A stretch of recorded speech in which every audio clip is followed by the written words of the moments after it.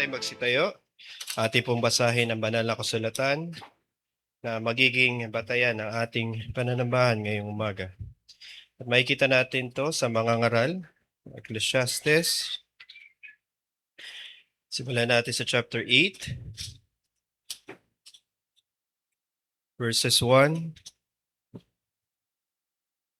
to 17. Babasahin ko po sa ESV. Who is like the wise?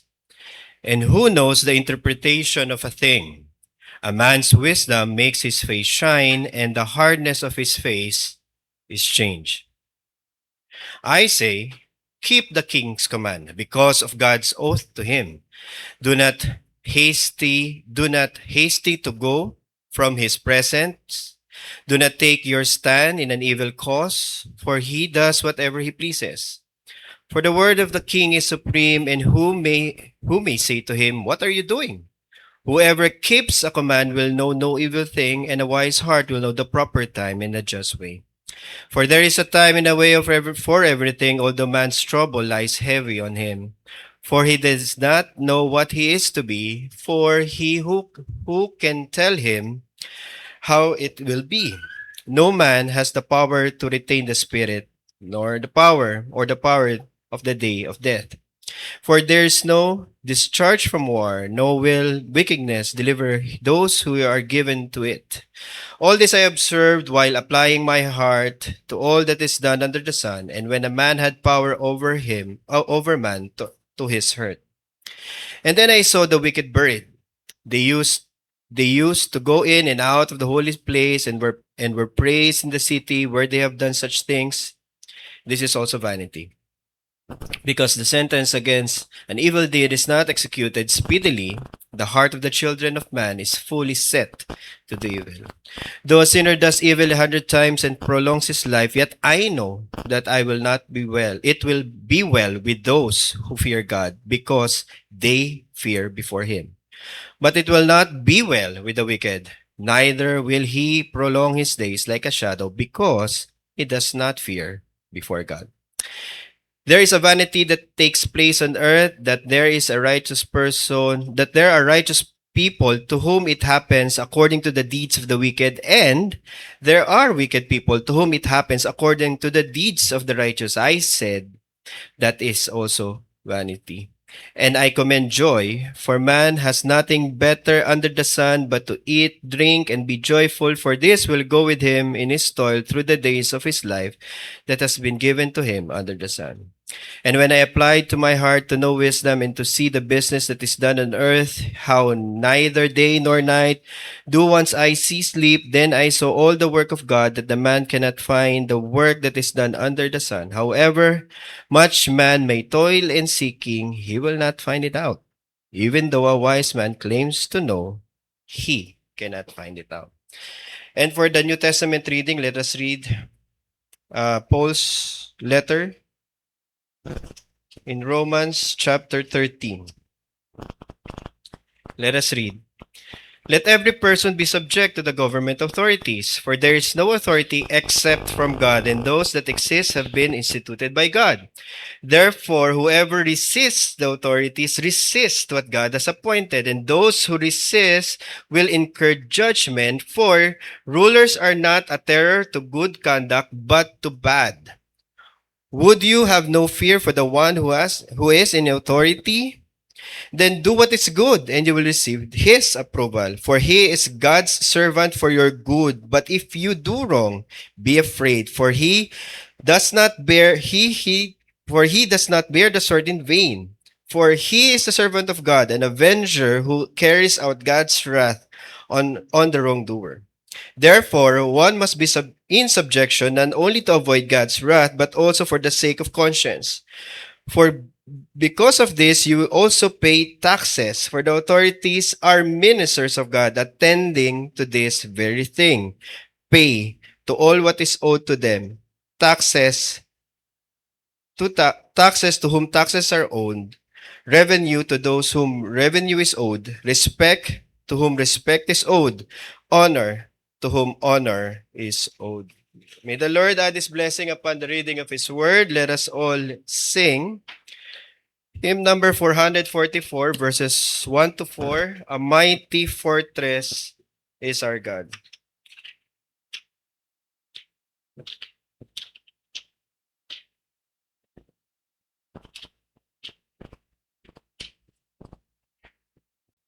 A mighty fortress is our God, a bulwark never failing. Ready, sing.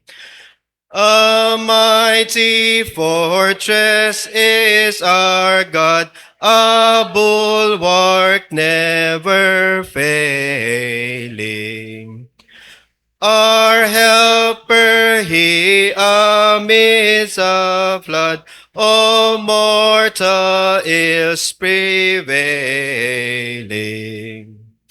For still our ancient foe that seek to work us all, his craft and power are great, and are with cruel hate.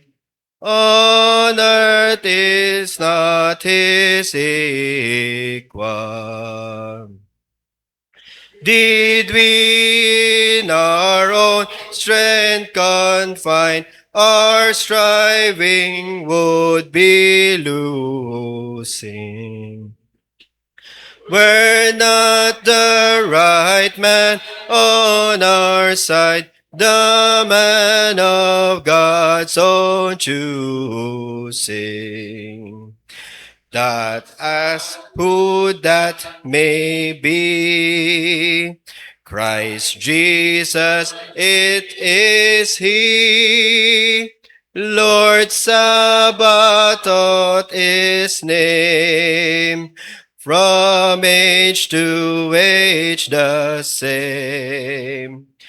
And He must win the battle.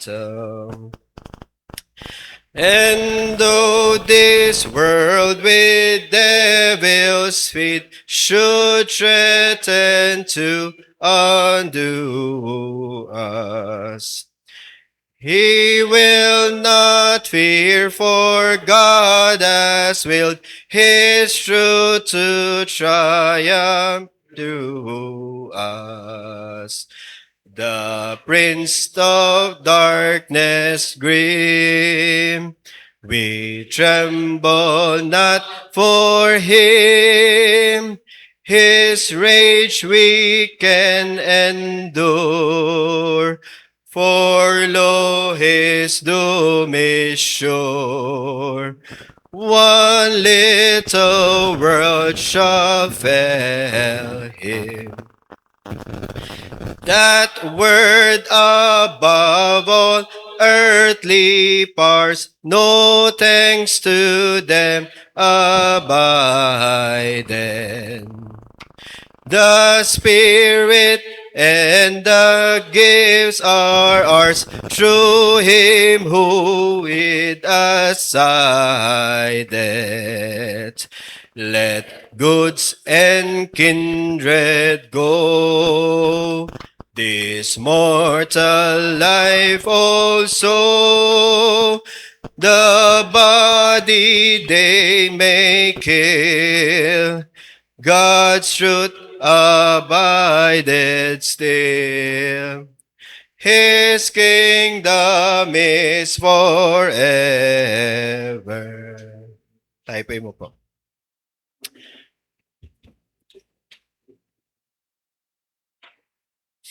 Ang ating pakikitungo sa kapwa ay bunga lamang ng ating relasyon sa Diyos. Ito po ang mensahe sa atin ni Juan nang isulat niya sa kanyang aklat sa unang Juan, kabanatang 4:20, at ang sabi niya, kung sino man nagsasabi na iniibig ko ang Diyos, ngunit napupuot sa kanyang kapatid, siya ay sinungaling. 9th command. Sapagkat ang hindi umiibig sa kanyang kapatid na kanyang nakikita, which is yun po yung magiging qualification, ay hindi maaaring umibig sa Diyos na hindi niya nakikita. Ito po ay isang argumento from greater to lesser, meaning kung hindi tayo tapat sa maliliit na bagay, paano pa kaya tayo magiging tapat sa mga mas malalaki? Sabi nga ni Lucas sa Kabanatang 6:10. Hinahamon tayo ni Apostol Juan sa mga talatang ito na maipakita natin ang ating pagmamahal sa Diyos sa pamamagitan ng pagmamahal natin sa kapwa sapagkat or on the ground that ang pagmamahal sa kapwa ay nanggagaling lamang sa Diyos. O yung true love to our neighbors comes from the one true God who truly loves us. Okay? Sa mga talatang to na ating pag-aaralan sa ikawalong kabanata ng mga ngaral, tinuro ni Solomon sa atin ang pagsunod natin sa ating mga tagapanguna. Mahalaga ang bagay na ito sapagkat sangayon sa banal na kasulatan sa kabuuan, tayo ang asin at ilaw na sanlibutan. Sino po ang nagsabi noon? Ang ating Panginoong Hesus sa Mateo 5, kabanatang 3:16. Ito ang bunga ng pananampalataya. Kaya nga, sa aking pangungusap, kailangan po nating isipin na we are addressing here believers, okay? Not unbelievers, not even hypocrites who are in the church. So, kailangan natin laging isipin, the moment po na ating ina-apply ito ay bunga ng pananampalataya, sang-ayon lamang kung tayo po ay tunay na mananampalataya. Itinuturo sa atin ni Pablo na magpasakop tayo sa mga namamahala sa atin. Saan natin ito makikita? Sa Roma, kabanatang 3, 1-7, na kanina aking binasa. Sinasakop nito ang bawat area ng bahagi ng ating buhay. Hindi lamang yung lipunan, not just the society. Hindi lamang yung pamilya, which makikita naman natin sa Efeso kabanatang 6. At gayon din sa iglesia, na mababasa naman natin sa Hebreo kabanatang 13. Ngunit, dahil ang focus po ni Solomon dito ay ang pagsunod natin sa mga nangunguna sa ating lipunan, mga hari, mga kapitan, mga mayor, mga congressman, mga senador, maging ang ating pangulo, doon po natin itutuon ang ating pansin ngayong umaga. Ang ating mga talata po ay nahati sa 8 bahagi. Exegetically, 3 things. Ang unang bahagi po ay tungkol sa magiging kapalaran ng mga masasamang tagapanguna. At tayo bilang mga mananampalataya as believers, paano tayo hinihikayat ni Solomon na sundan ang daan ng karunungan? What is the way of the wisdom? Yung maamong pagsunod po sa mabuti at ating iwaksi ang masasama. So yun po yung magiging thesis ng unang bahagi. Ikalawang bahagi naman po ay nagpapaalala sa atin na ang taong matuwid at ang may pananampalataya sa Diyos mas makabubuti para sa atin. Na't patuloy po nating ipakita ang ating pagkatakot sa Diyos at hindi sa tao. We fear God, not men, sabi nga po sa Acts. Ang Diyos po na lumikha ng lahat ng bagay, at wala tayong wala tayong mapapala sa ating mga sarili kung lalabanan natin siya. If we are going to fight or rebel against Him. And one thing is for sure, ang sino mang pong set to fight against God, hindi po kayo mananalo. Walang nanalo kung siya po ang tagapaglikha at tayo yung mga nilikha lamang. Kaya nga, sa ikatlong bahagi, tinawag tayo ni Solomon na mabuhay na may pagpapasakop sa Diyos o yung pagpapasailalim o yung humble humility and obedience to God. Yung matakot po tayo sa Kanya at magpasakop tayo sa ilalim ng Kanyang pamamahala. At ang sermon po ngayong umaga ay ating hatiin sa 2 punto lamang. So, ibig sabihin, I'll combine yung 3 sections into 1 to 2 points only. Ang una po ay ang kapalaran ng mga masasamang mga tagapaglingkod. At ikalawa, ang karunungan para naman sa atin na mananampalataya. Bago po tayo magpatuloy, tayo po muna ay yumuko at tayo po ay manalangin. Dakilang Ama, Ikaw ang may hawak ng aming mga buhay. Sa iyo kami mananangan. Ikaw ang aming kanlungan. Patawarin mo po kami sa aming mga kasalanan. Huwag mo kaming itulot sa masama at patuloy mo nga kaming ingatan. Humihingi kami ng lakas, patnubay ngayong araw. Ikaw ang magpatibay sa amin. Lumalapit kami para sa bawat pangangailangan ng aming mga lupang katawan. ngunit gayon din ang aming mga pangangailangan sa pagbabanal. Salamat nga sa iyo, O Diyos, sapagkat ikaw lamang ang nag-iisang tunay na Diyos.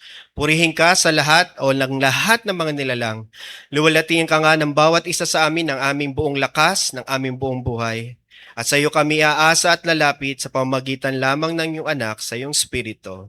Amen. So buksan po natin sa mga ngaral, Kabanatang 8. Puntahan po natin yung unang talata. So sinimulan po ni Solomon ang itong Kabanatang 8 sa isang rhetorical question. So a rhetorical device is a poetry device, okay? Kung saan ang relasyon ng sagot ay kailangan bigyan ng pansin. So yung sagot at saka yung tanong, kailangan tignan mo yung relasyon. So basahin po natin. Sino ang gaya sa pantas na lalaki o wise man? At sino ang nakakaalam ng kahulugan ng isang bagay? Meaning, any other thing or anything. Okay?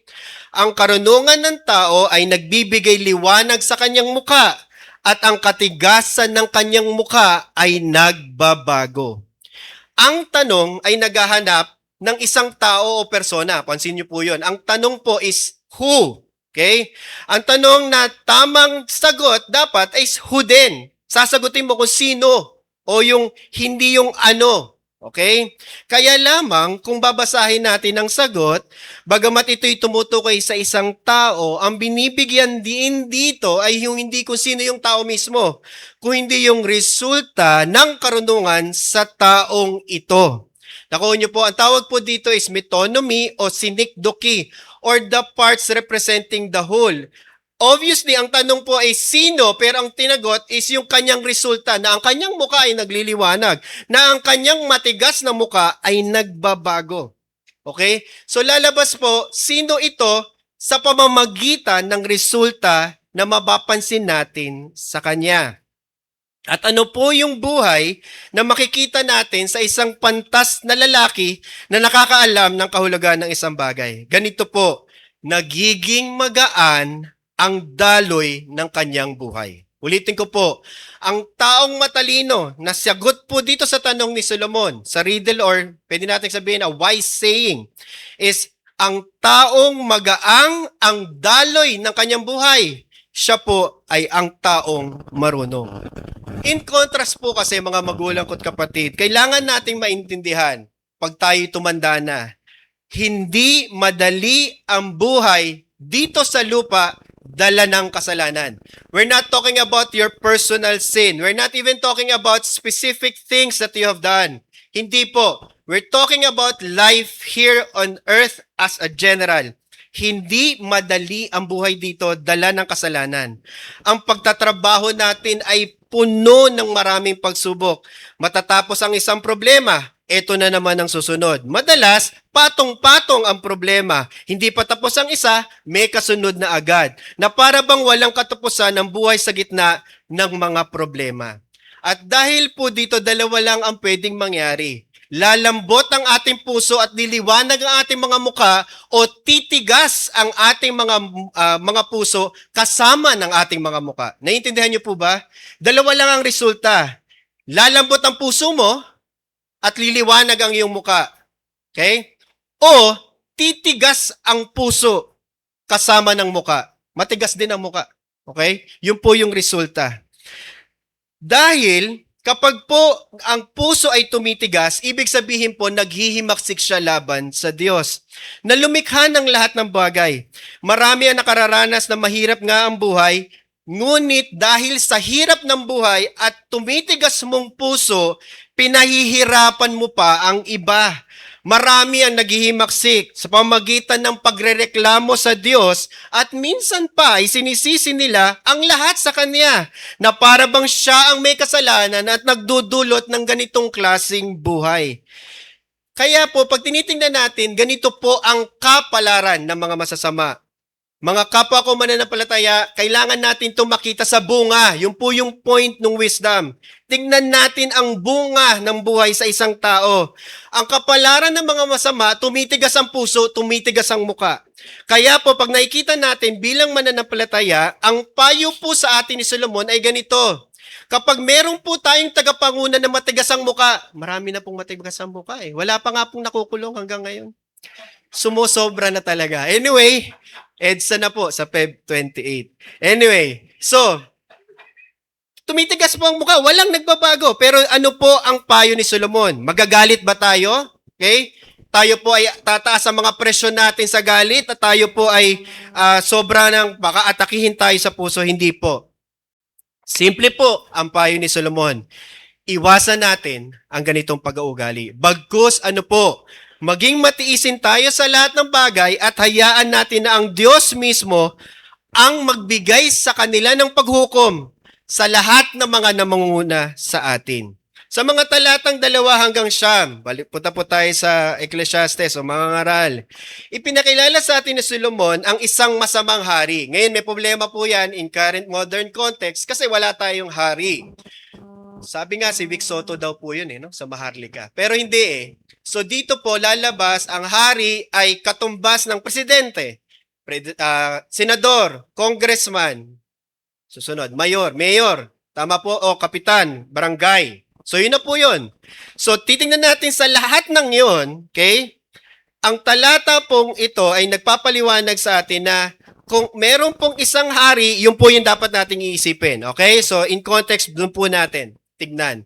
So ano po ang payo ni Solomon? Ang payo niya ay sundan natin o sundin natin ang mga may otoridad sa atin, ngunit wag natin silang tutularan. Ulitin ko lang po, medyo may play of words. Susundin natin, pero hindi natin tutularan. Medyo contradictory, so let me explain.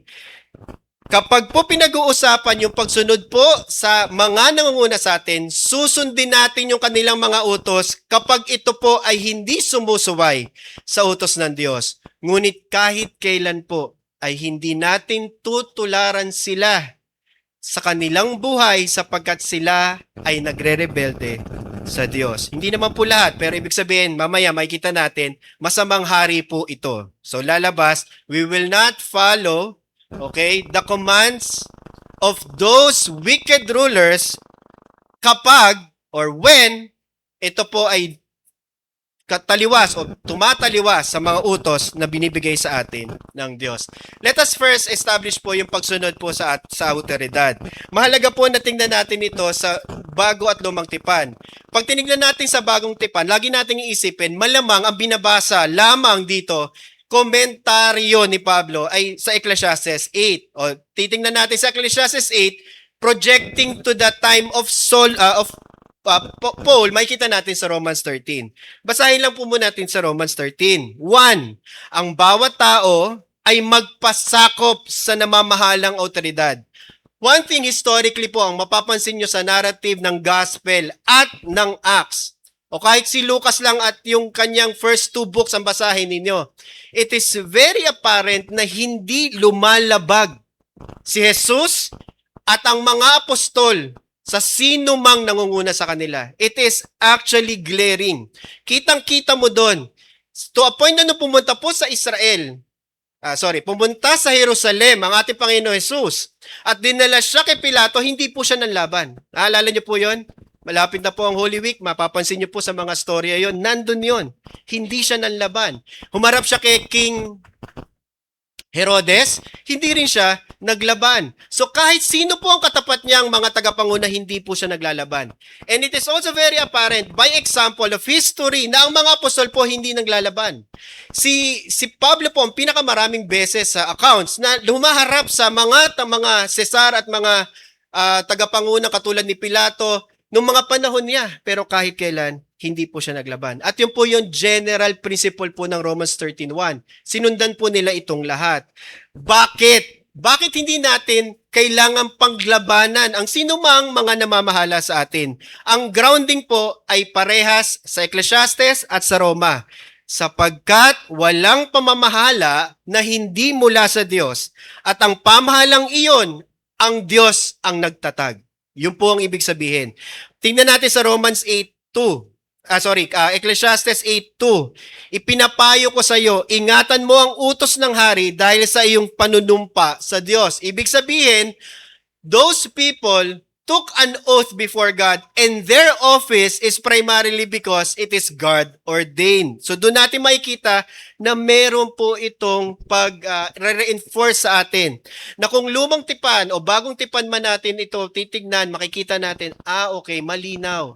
We are ought to obey our rulers, our governing authority. Hindi po tayo maaaring magpakita ng kahit anumang hint of disobedience, hint of rebellion against them.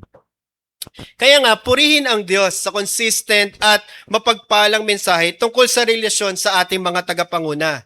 Tignan natin sa luma, tignan natin sa bago. Makikita natin ang positibong tungkulin ng gobyerno sa ating buhay. Oo, wala tayong hari sa ating panahon, ngunit meron tayong boss, kapitan ng barangay, konsehal, congressman, senador, presidente, kahit pa traffic enforcer at iba pa. Kaya nga, bilang mananampalataya, marapat lamang natin silang sundin at igalang. Alam niyo po, personally, hindi naman ako anti-government, di rin ako pro-government, pero ang pinag-uusapan po dito is hindi po yung ating political stand. Ang pinag-uusapan po dito ay yung mga maliliit na bagay tulad ng nagbabayad po ba kayo ng tamang buwis? Okay, may long pause para makita ko yung reaction. Naglalagay po ba kayo sa pulis? Okay, yun po yung pinag-uusapan dito. Kasi yung hindi pagbabayad ng buwis, pastor, vlogger po ako eh. Wow. Ikaw na. Yung naglalagay ka sa pulis. Okay, iisipin natin na yung paglalagay sa pulis, lahat naman gumagawa. Mas mapapadali pa nga ang buhay ko kung maglalagay ako sa kanya. Minsan iniisip ko, pag naglagay nga ako sa officer, siya pa nga yung na ko eh. Siya pa yung natulungan ko, di ba? Mo, hindi niya na kailangan ibigay yon. So yung 500, kanya na lahat yon. Pero kahit po saan natin paikot-ikutin po yon, bribery, corruption, yung lahat po ng act na yon ay makikita natin sa maliliit na mga bagay na actually hindi tayo sumusunod sa tamang pamamahala. At yun po yung pinag-uusapan dito, yung mga maliliit.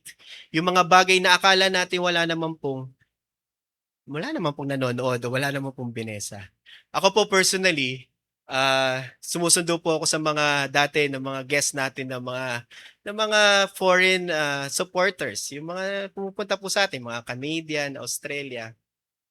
Napansin ko, which is hindi ko naman po kasi naging ugali.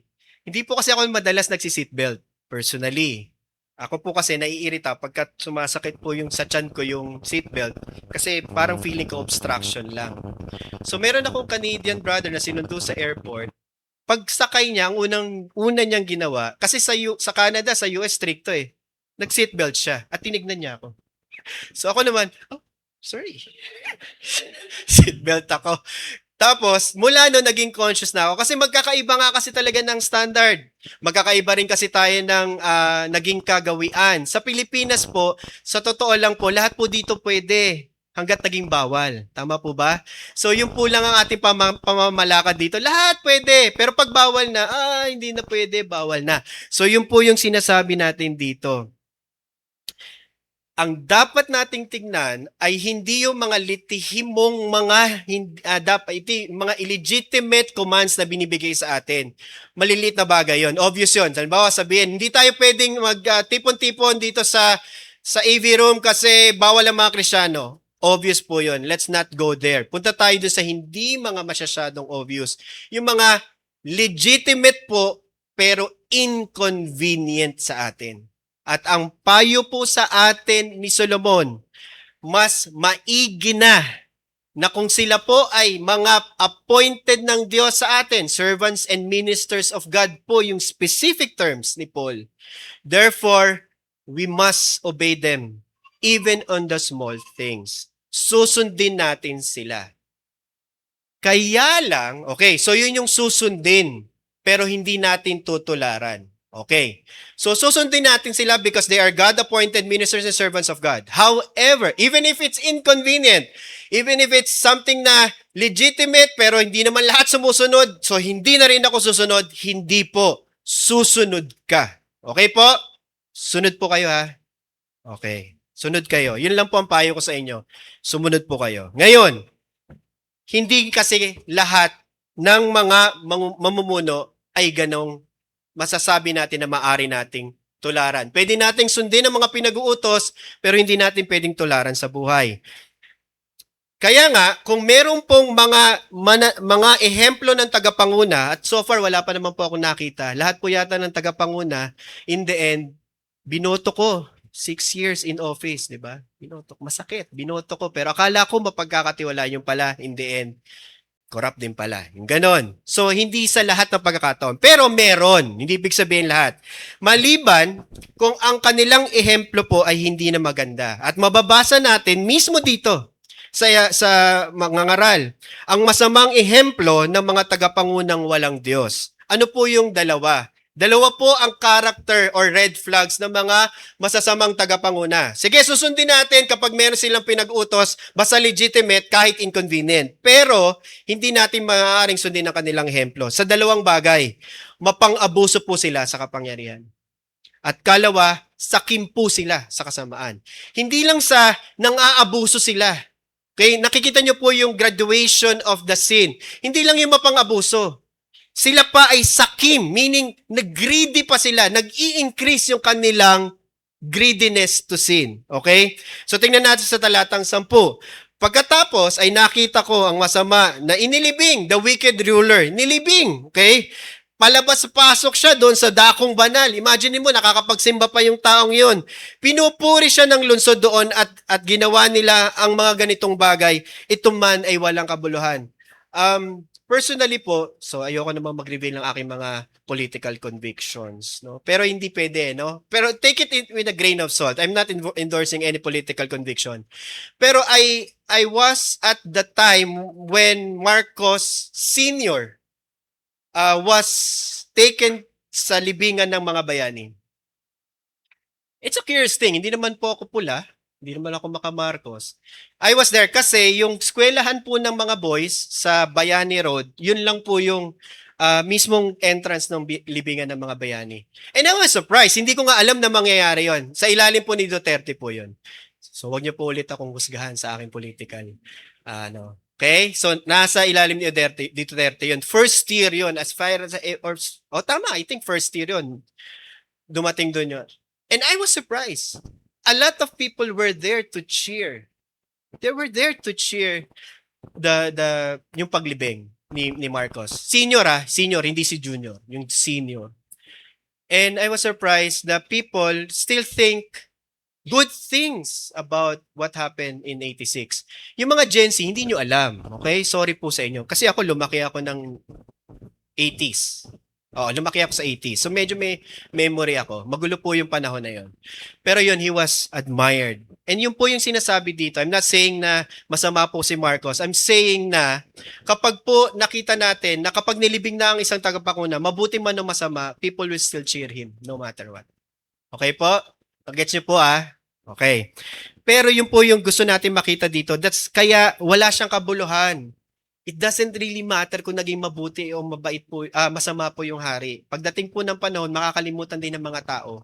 Bibigyan pa rin siya ng mabuting mabuting buhay afterwards. Or makakalimutan din ng tao yung ginawa niya. Pangalawa, talata 11, sapagkat ang hatol ng laban ng masasamang gawa ay hindi agad isinasagawa. Justice delayed is justice. Hindi niyo alam yung yun? Justice delayed, justice denied. Yung sister-in-law ko na snatchan, so sinamahan ko sa West. Kapag pala hindi mo pala yon pinursu, mapapakawalan din yung nagnakaw eh. So siyempre yung sister ko, doesn't man naman sa kanya na makawala man lang, basta nakuha lang yung gamit, hindi na kami nag-appear doon sa ibang mga appearances doon sa natokat na yung kapatid ko kasi nakikita niya yung yung nagnakaw.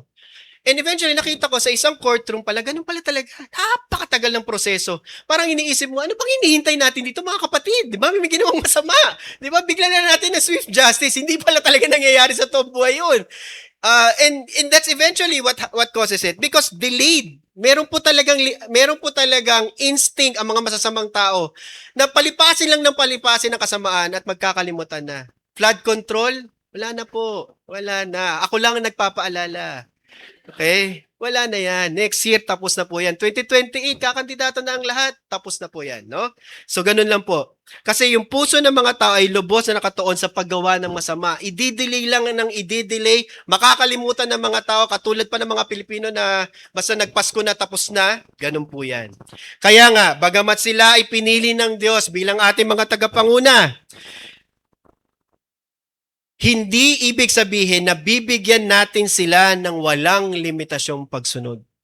Okay? Tayo ay iniutusan din na huwag nating tularan ang kanilang pag-aabuso at sakim na pamamalakad. Ang payo ni Solomon sa atin para lumiwanag ang ating mga muka, sara nyo na lang po ang mga YouTube television news, no? Wala na rin po talaga. Magagalit at magagalit lang kayo.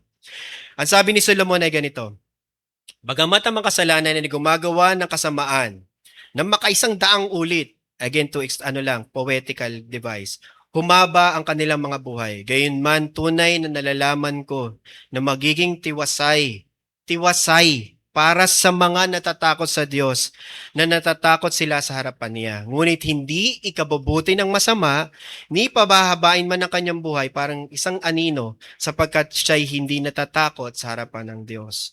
Ang mabuhay ng may takot sa Diyos ay isang buhay na hindi lamang kumikilala na may Diyos. Yun po yung last week's exhortation ko, naalala ko yon. So it's about, sinasabi, pagka may Diyos, alam mo na may kabuluhan ng buhay. Pag walang Diyos, walang kabuluhan ng buhay. Pero dito, yung susunod, yung may buhay ka na matakot sa Diyos. So ano ibig sabihin na nabubuhay ka ng may takot sa Diyos?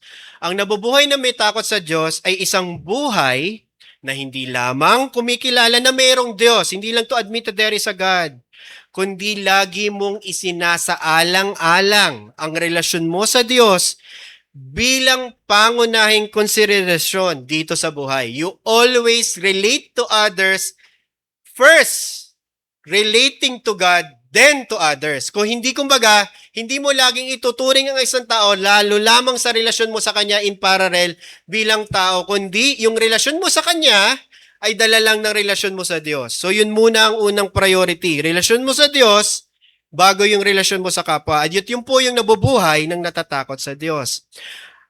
Ang pagsunod natin sa tao ay dala lamang ng pagkilala natin sa kapangyarihan ng Diyos sa lahat ng mga tagapanguna, masama man o mabuti.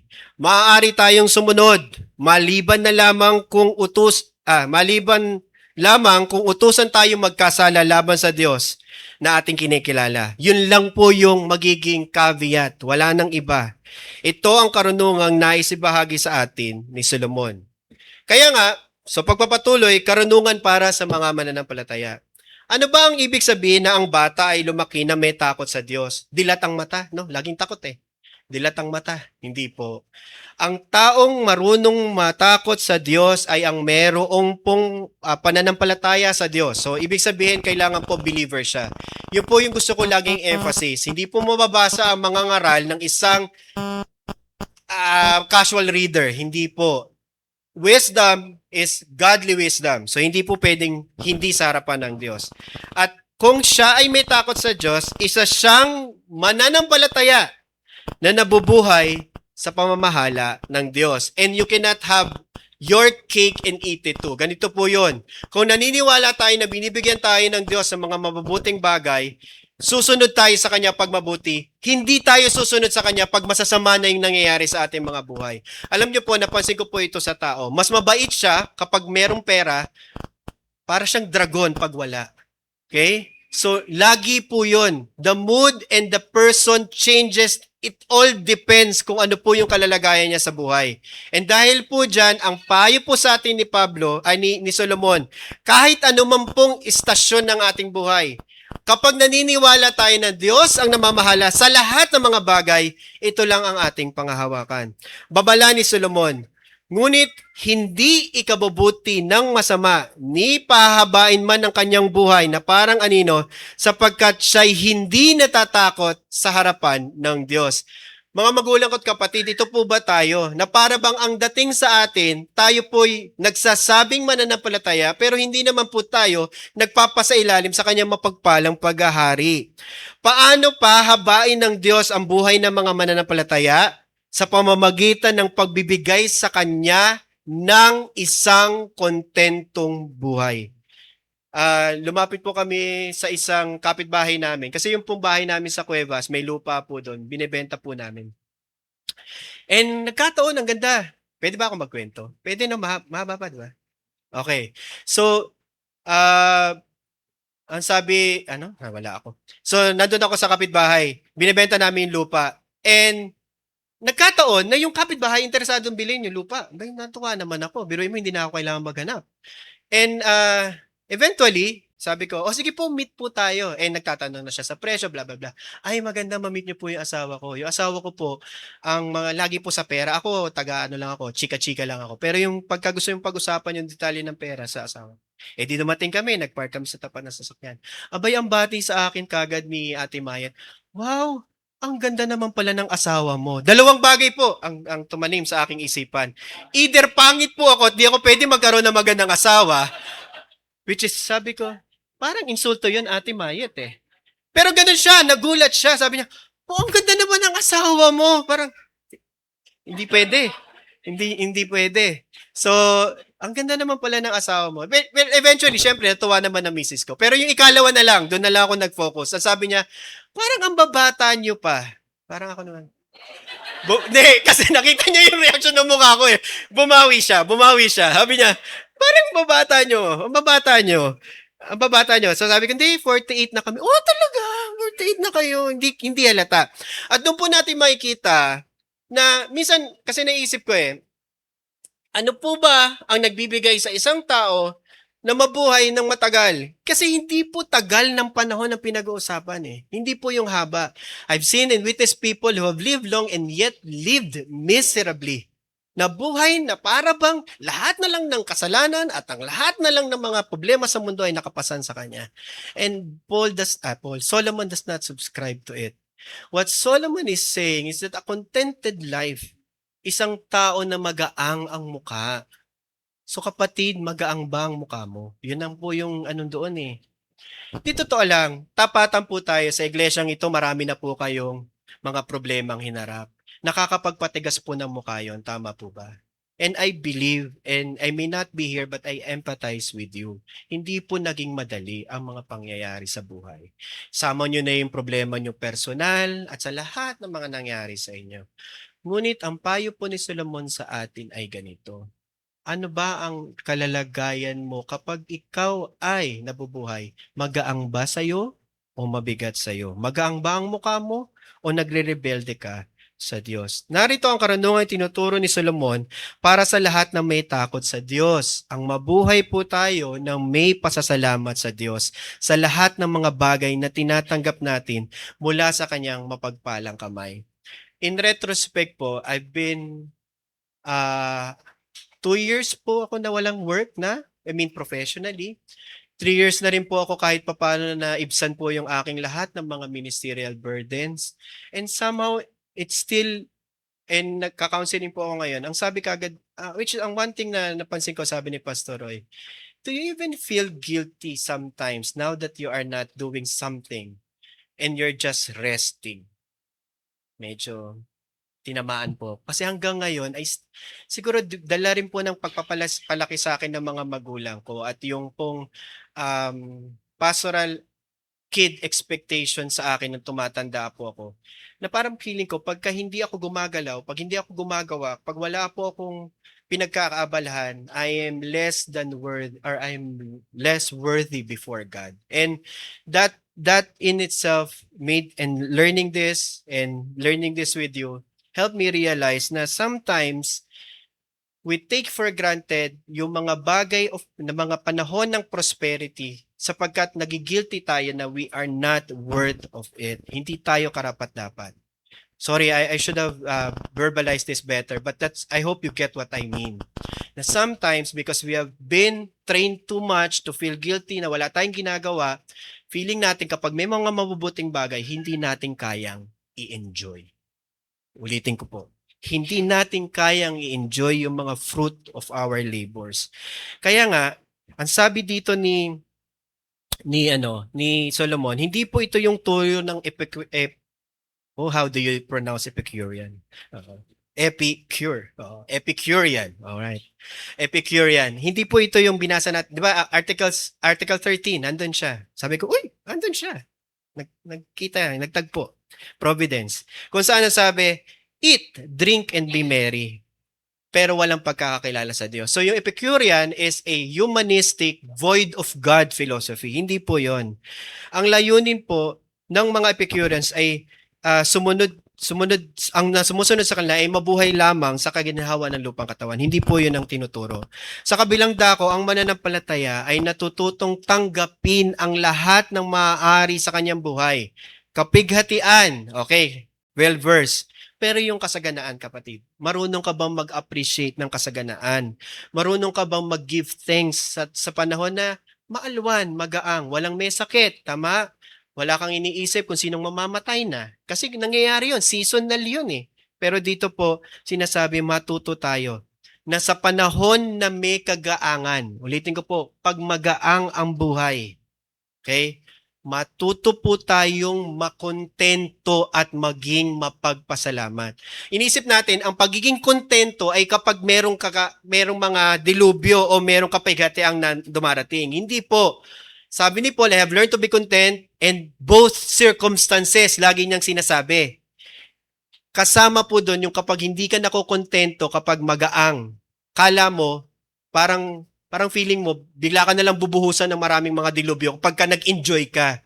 Hindi, kapatid. Actually, natutunan ko to kay Nikki. Si Nikki kasi is very intentional. Na kapag po merong kagaangan, magaang. Pagka maikli ang kumot, matutong bumuloktot. Pero pag humahaba yung kumot, di ba? Konting inat-inat naman. Hindi lahat ng panahon maiksi ang kumot. Meron ding mga mahaba. Kaya ang sabi ni Solomon, na magkagaya'y pinuri ko ang kasiyahan. I have chosen joy. Sapagkat ang tao ay walang mabuting bagay sa ilalim ng araw. Kapatid, wala pong taong hindi dadanas ng kapighatian. At kapag ikaw ay dumadaan sa kagaangan ng buhay, kumain ka, magsaya ka, uminom ka, mag-celebrate ka. Sapagkat ito'y kasama niya sa kanyang pagpapagod sa mga araw ng kanyang buhay. Ulitin ko po, hindi po madamot ang Diyos. Kapag binigyan kanya ng panahon na merong mga labor at nagkaroon ito ng fruit, karapat dapat lang po na-enjoy natin. Okay po mga kapatid? Okay, meron po ba kayong fruit dyan? Hindi, joke lang. Hindi, ang ibig ko sabihin ay, kapag meron ka, kasi hindi lahat yon, hindi pare-parehas yon. Nakuha niyo po ba? Magkakaibang tao, magkakaibang panahon, magkakaibang tawag crook in the lot. Pero sa panahon na magaang, kapatid, matuto ka na maging kontento at magpasalamat. Sapagkat kapag binigyan ka ng labor, bibigyan ka ng fruit, bibigyan ka rin ng time to enjoy them. Huwag po tayong mag-guilty. Kaya nga, mahalaga para sa isang mananampalataya ang matakot sa Diyos sapagkat siya lamang ang may hawak ng buhay. Kailangan nating matutunan na hindi tayo magrebelde sa Diyos kundi maging mabuting tagapagsunod sa lahat ng mga tagapanguna sa harapan niya. Bakit? Ito po ang misteryo ng buhay, kapatid. Wala pong nakasolve nito. Kahit si Solomon, siya na ang binigyan ng pinakamataas na honor or blessing or gift of wisdom, and yet by his own admission, he was not able to untangle this.